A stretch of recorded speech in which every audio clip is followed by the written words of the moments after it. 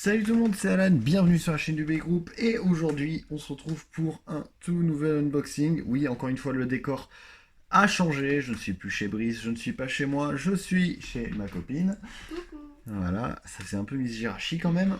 Et aujourd'hui on se retrouve pour l'unboxing de Dark Knight Dragoon LW160 BSF, donc une toupie 0G, c'est la seule toupie 0G qui tourne vers la gauche.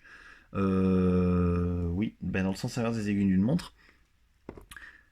Oui, que je me porte. Oui, left spin, donc c'est bien ça qui tourne vers la gauche.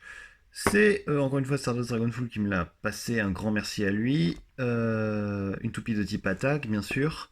Assez haute, parce qu'en même temps, ben, vu que c'est des 0G, il fallait qu'elle soit adaptée au stadium. Et comme je disais, donc la seule toupie à tourner vers la gauche. Donc on a ici le détail des pièces comme d'habitude, le boulon, la chrome wheel, la crystal wheel, le spin track, l'axe de rotation et la pointe de performance. Avec toujours le petit combo habituel, le stadium, l'explication du système synchrome et le détail des pièces parce que waouh, c'est une exclusivité, c'est des super bonnes pièces. Enfin voilà, l'habituel sur un paquet de 0G et on va tout de suite l'ouvrir pour voir à quoi ressemble cette sublime Dark Knight Dragoon. Alors cette fois-ci d'ailleurs Dark Knight Dragoon mais avec 3 O Dragoon hein, parce que ben voilà, hein, fallait monter à chaque fois. Comment dire, vu que pendant la première saison il y avait quoi, 2 O je crois, ensuite il n'y en avait qu'un seul avec Eldrago, puis là, oh il en faut 3, il faut... Enfin bref. Donc, on ouvre cette toupie, voilà, donc on a déjà là... Oula, on va peut-être tout sortir d'un coup, finalement ce sera peut-être plus simple. Voyons voir. Ah oui, par en bas ça aurait peut-être été plus simple. Tant pis. Alors, voilà, et ensuite... Non, toujours pas. Et voilà. Donc, la boîte, on va la laisser sur le côté pour l'instant. Donc, comme vous pouvez le voir, on a le light launcher ici, les pièces, axe de rotation et points de performance, le manuel, les autocollants. On va juste sortir tout ça des emballages et on revient dessus juste après. Et donc nous revoilà avec la toupie intégralement déballée. Cette fois-ci, tout est sorti de leurs emballages, donc on peut commencer le détail du contenu de cette boîte. À commencer par le manuel, encore une fois écrit intégralement en japonais, pour que tout le monde puisse comprendre, bien entendu. Donc avec le détail des pièces, encore une fois, l'explication de comme quoi on peut mettre le cristal au-dessus de la chrome wheel ou inversement, un stadium avec les stats. Le combo à faire, donc apparemment c'est Gargoyle de Dragoon SA165 WSF. La notice pour les stickers dont je me servais tout à l'heure, encore une fois le Chrome Up ou Crystal Up, etc. etc. Comment monter une toupie, voilà. L'explication habituelle qu'on trouve sur chaque manuel de toupie.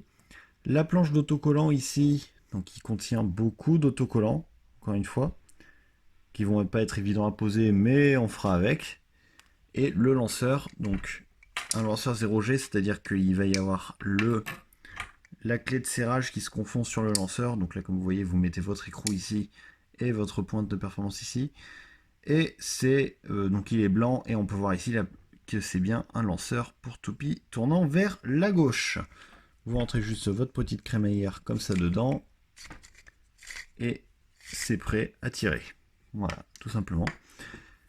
Donc on va commencer le détail des pièces toujours en partant par la pointe de performance.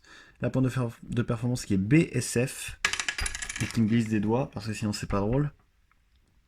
Donc BSF qui est une pointe SF standard, à la seule différence qu'il y a des petites lames sur le côté, comme vous pouvez le voir, qui se situent juste au-dessus. Sinon oui, ça reste une pointe SF, donc semi-plate, entièrement normale. Merci. Alors, est-ce que les petites lames sur le côté ont vraiment une grande influence sur la toupie? Je ne sais pas, ça m'étonnerait. Peut-être que dans un système 0G ça peut faire la différence, mais pour l'instant, bah, je ne vois pas spécialement l'utilité de ces lames. À part peut-être juste faire une pièce supplémentaire exclusive, on va dire. Pardon. Ensuite, on a l'axe LW160, donc qui est l'évolution du LW105 qu'on pouvait trouver sur Météo Eldrago. Allez, voilà. Donc c'est le même principe, des lames qui permettent de plaquer la toupie au sol et dans le sens, donc pour tourner vers la gauche, bien évidemment, pour que ce soit le plus efficace possible, qui fait 160 mm, 16 mm, pardon. J'ai toujours du mal avec mes mesures, et c'est une mise au point qui se fait pas. Allez, voilà. Donc 16 mm, c'est la première fois qu'un axe fait cette taille exactement dans Beyblade, et d'ailleurs c'est la seule fois, si mes souvenirs sont bons, oui, c'est la seule fois. Donc un axe qui, même si vous ne servez pas des lames, peut servir à avoir une toupie assez haute, même si SA165 pourrait aussi faire l'affaire. Ensuite, les Crystal Wheel, donc la Crystal Wheel qui est Dark Knight. Qu'est-ce qu'elle est censée représenter? Je ne sais pas. Je ne sais absolument pas. Mais elle a l'air assez légère. Comparé à d'autres, on peut voir... alors, je ne sais pas ce qui est censé représenter le design. Peut-être une sorte de faux, je ne sais pas, même si on n'est pas sur Side Chronos ou des trucs comme ça. Ça fait un aspect assez diamanté par là. C'est peut-être comme pour les écailles du dragon. Je n'en ai aucune idée. Et voilà. Je n'ai pas grand-chose à dire de plus sur cette pièce. Oui, alors ça, cette partie-là est de l'autre côté. Elle est sur la roue métallique. Donc Dragoon. Et ma copine essayait de me montrer la tête de dragon qu'elle voyait sur la boîte. Peut-être comme je peux. De quoi? Je t'aide comme je peux. Ouais. Donc Dragoon qui est lourde, vraiment lourde, ça m'a surpris. Pas autant que Revisor, mais assez lourde quand même. On peut voir donc une tête de dragon ici, on peut en voir 3, voire peut-être une 4e juste là, à l'endroit où la petite pointe de la Crystal Wheel se met. Une bonne roue d'attaque, bien sûr, qui sera encore plus belle quand on aura mis les autocollants, c'est-à-dire juste après. Et après, pour finir, le Stone Face, un boulon tout simple, en rouge cette fois-ci, un rouge bien éclatant, et une mise au point qui se fait toujours pas. Voilà. Un rouge bien brillant, qui va bien donc forcément avec les autres pièces de la toupie. Donc, pour l'instant, on va mettre les autocollants, et puis on se retrouve après pour la tester dans le stadium, on va dire dans le Super Vortex Stadium.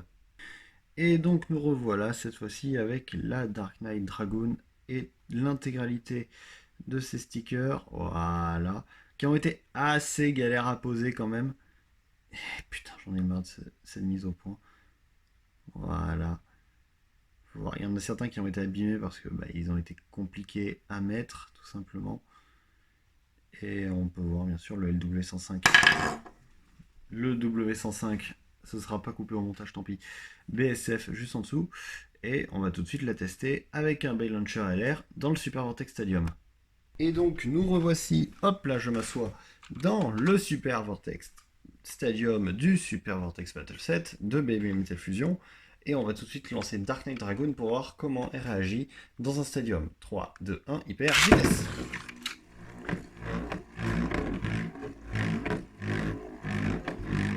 On peut voir, oui, assez agressif dans ses mouvements.